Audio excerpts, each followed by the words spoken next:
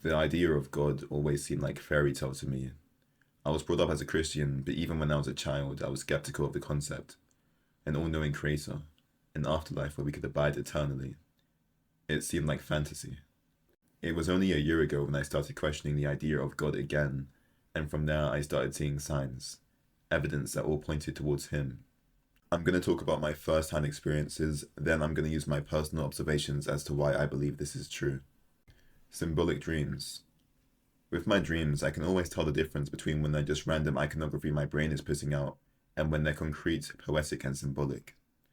They used to be nonsensical like many others, but when I stopped being an aimless, ambitionless, dopamine maxing prick, my dreams shifted. They became more purposeful and coded. This dream talks about privilege. I'm walking with a man and we start talking about the unfairness of this world, saying how existence would be too depressing without a god, how all the suffering in this world could never be redeemed. He agrees with me, then turns to me and says, "Yes, so why should they pay for your sins?" Then he shoots me in the head, killing me.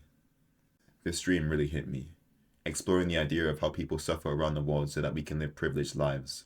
Through wars, capitalism, how interconnected we are in systems that perpetuate both privilege and suffering. They suffer so that I can live in comfort and still choose to sin. These next dreams symbolize repentance and regret. I'm in a plane and it's about to crash. I pray to God, desperately repenting for a life of mistakes, but something told me it was too late for that. I'm with my sister on my final days of being alive. While she's comforting me, I'm wrestling with regret over wasting my life on worldly pleasures. Even in this dream, I realized I waited too long to seek God. I tell my sister after peeing, and she gives me a weird look like, bro, it's literally a dream. What do you mean? In this next dream, I realize I'm dying, and I'm desperately begging God for forgiveness. But no matter how hard I prayed, I felt unworthy of the mercy I sought. I feel like these dreams are too layered and symbolic to not be orchestrated by something more. Like the dreams that come from my subconscious always lack meaning or flow. It's just random iconography that doesn't make any sense. But these dreams, they cover topics I don't even think about. Sometimes whenever I'm talking to these characters from my dreams, like the man who shot me or my sister, there will be moments where it's like they know I'm dreaming and are questioning my decisions. Whenever these fourth wall breaking moments happen, I wake up immediately. A different dream had me using my spiritual powers to shift the TV into different Sonic the Hedgehog TV designs. My inner child was definitely coming out, and this woman literally came up to me asking why the hell I was using my spiritual powers to do this, and not something a bit more meaningful. I remember thinking, can this woman just like piss off and let me do my nerdy interests in peace? This was definitely an allegory for me ignoring these spiritual encounters and still choosing to be a child, refusing to grow up. Another dream had a man telling me that my soul will be saved. In a different dream, I gained sentience and realized I was dreaming. I tried manifesting a girl who I suspected I was having shared dreams with. I grabbed a random person and told her that me and her were having the same dream, and I kid you not, this woman looked me in the eye and said, "Think again." I'm not sure if she was trying to say that I hadn't had any shared dreams with this girl, or in that moment it wasn't her, but we'll talk more about that later. I know you could just label this as my subconscious going crazy, but I've heard something more explicit, more direct, more undeniable. The divine voice. Sometimes when I'm asleep, I hear a voice. This voice has spiritual essence, giving me advice about being righteous and doing good, talking about the spirit and the soul. I've heard it many times, but often I can't make out what it's saying completely, only small parts. The first time I heard it the most explicit was during this period where I was having arguments with my brother. He'd been annoying me recently. A few months prior, he thought I was a CIA agent, along with quite literally everyone else around him, so, I guess he wasn't in the right state of mind. Needless to say, he definitely smoked a bit too much Mary Jane growing up, but I'll be real, he was still being just unnecessarily cruel to me for no apparent reason, so I was pretty much ready just to completely disown him and never speak to him again. As I dreamt, I heard the voice again. He said, "Do you think your brother realizes his trials?" Then he gave me advice about being righteous and doing good. There was more he was saying, but again, for some reason, I couldn't completely comprehend it. But I knew it was important. As I woke up, I felt like my soul had just reconnected with my body. As my eyes opened, I could still hear his voice, but it was extremely muffled and unable to be understood properly. It was fading away as I was reconnecting with this natural state of consciousness. I decided then that this reoccurring voice was giving me advice that seemed like it would better me, so I decided to text my brother. Do you realize God's trials for you? What he may put you through in order to develop your soul? Obviously, he replied to me saying some more cruel and just interesting things, but I just kept it cool, and eventually I got through to him. I think we kind of reconciled, not as friends, but at least with me, there was no hate towards him. I think most people have the power to let go of things and not be angry, as all the universe sees is an angry person. The only person who's suffering is you, so why suffer more than you already do? Anyways, yeah, the timing couldn't have been better because it turns out a few weeks later he decided to piss all over my jeans. Yep. I confronted him, but he obviously denied it, but I knew he did it since, clothes just don't end up smelling like piss randomly, like someone had to piss on those. He definitely expected me to have a reaction more harbored with hate, so when I didn't, he actually apologized to me and gave me some of his joggers that didn't fit me. I'll be real, I genuinely was not even remotely annoyed, just more in wonder as to why he decided that pissing on my jeans was the best course of action. I don't know. I don't. The next time it happened, I fell asleep with a YouTube video playing in the background. When I slept, I could still hear the YouTube video, so I could more or less keep up with it.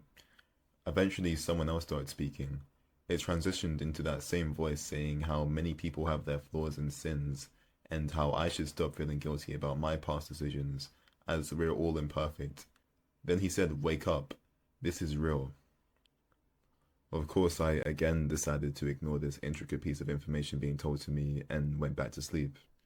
When I woke up later, I decided to play back that YouTube video in its entirety to see if there was anything similar to what I was hearing, and I couldn't find anything. Okay, in my next encounter, I'm dreaming and there are these elevators. They're disabled, so I decide to open it and go down via the rope that's been put inside them. It leads to a basement area, and I start exploring in hopes to find some kind of overground. Eventually, I heard a hello from a man I couldn't see. This hello felt distinct from my dream. I was about to ignore it, but then something inside me thought that God wouldn't want me to. So I said, "Hello? What can I do?" Then the man says, "The Lord can be helpful." I tried saying other things like, "What am I supposed to do?" But he didn't reply to me. I think it was because I was too afraid to commit to speaking to him, which is why I left and tried finding an opening to the overground. As I returned to the overground, everything felt eerie and empty, like I'd come up here for nothing and avoided something important. The last time this happened was during an afternoon nap. As I was drifting off, I felt that same feeling of my life leaving me. Then I heard an internal voice saying, "What are you doing?" My eyes were shut and I began seeing flashes of religious iconography. Arabic writing with symbols behind it. Islamic iconography. Now, you might just label this as a sad case of schizophrenia, but believe me when I say I am a perfectly sane young man with no symptoms of mental illness, so far. Every time I've heard this voice, I've felt an overwhelming feeling, like the essence of my life is draining away, like my soul is leaving my body. It always happens when I'm asleep or on the verge of falling asleep. They say that being asleep is like temporary death, so could these moments be glimpses of existence after human death? I know my mind better than anyone else possibly could, so believe me when I say that these messages aren't coming from me. And what if I told you I had proof from a third party that these encounters, this voice, these dreams are connected to something more, not just inside my head? Shared dreams. Shared dreams are entirely possible, but can't be backed by modern science, solely because they refuse to believe that your subconscious mind is connected to something more than yourself. I want to make a whole separate video talking about shared dreams, but for now, everything I say here is true. So me and her both coincidentally went on a nap between 4 p.m. and 5 p.m.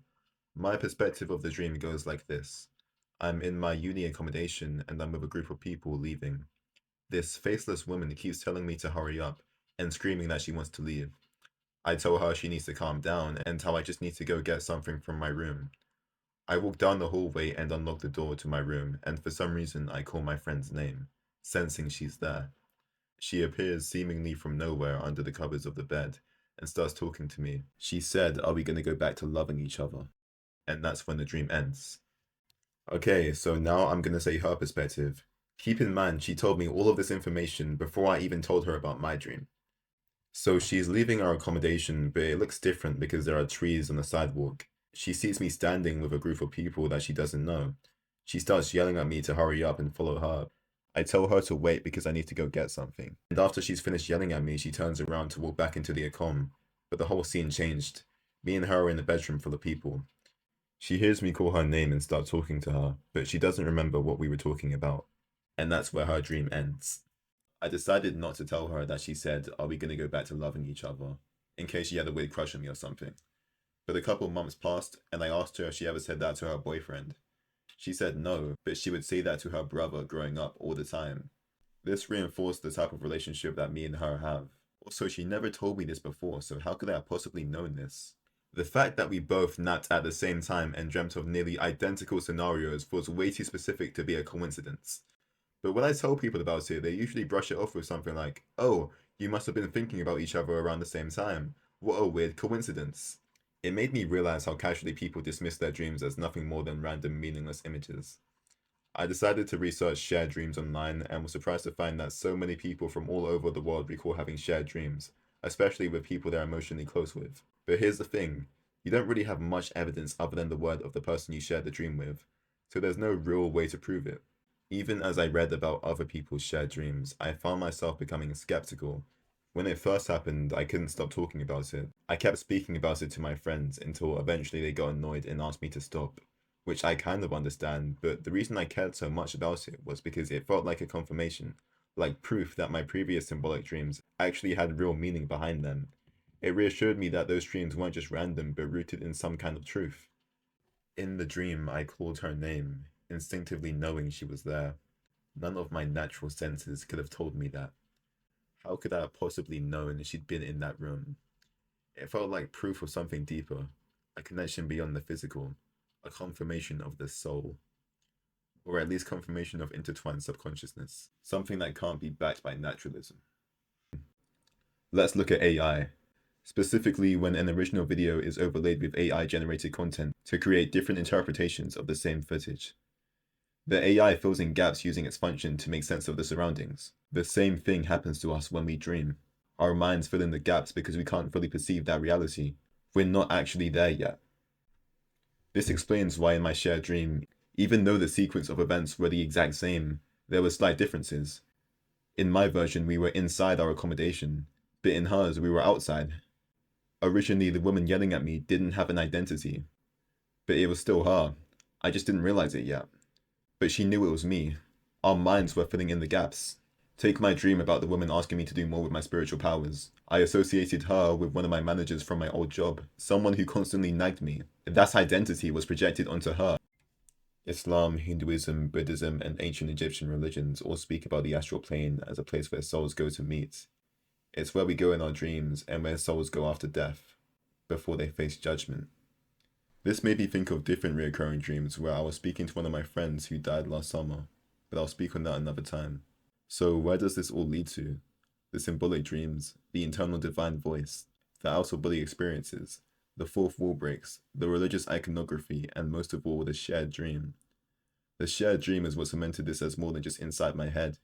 It confirmed the astral plane, a place where people can interact beyond the physical, confirming that some of my dreams, not all of them, but some come from a place of truth. In Islam, they say that you get 3 types of dreams. One from God, one from your subconscious, and one from the enemy. Again, it's really easy for me to distinguish my dreams from this, since the ones from my subconscious lack any sense, reason, or meaning. Like, have you ever seen one of those Minecraft AI videos? It's basically that, so whenever I get layered dreams full with truths and knowledge, the difference is so clear. Now I know there's a lot more nuance to this whole topic, but from the signs I've experienced, Islam seems to be the way I'm being guided. There's a lot more spiritual knowledge that expands upon this idea of God and the soul, which I'm still researching. But to say the least, I know there's something more than this world. We're not just cosmic accidents. I'm gonna make a whole separate video talking about how I believe God is real, just based on my grounded opinions, none of my personal experiences. And even if you still think that this is my subconscious and nothing more, it's kinda interesting. Like if that were the case, it seems like I've developed the best type of schizophrenia that gives me divine truths and allows me to communicate with people in my dreams who are also sleeping. But yeah, trust me, I don't actually have schizophrenia.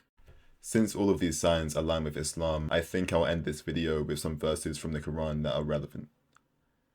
And they swear by God their strongest oaths, that if a sign were to come to them, they would surely believe in it. Say signs are only with God, and what will make you perceive that even if a sign came, they would not believe? And we will turn away their hearts and their eyes, just as they refused to believe in it the first time, and we will leave them wandering blindly in their transgressions. Even if we had sent down to them angels, and the dead spoke to them, and we gathered together everything before them, they would not believe unless God should will. But most of them are ignorant.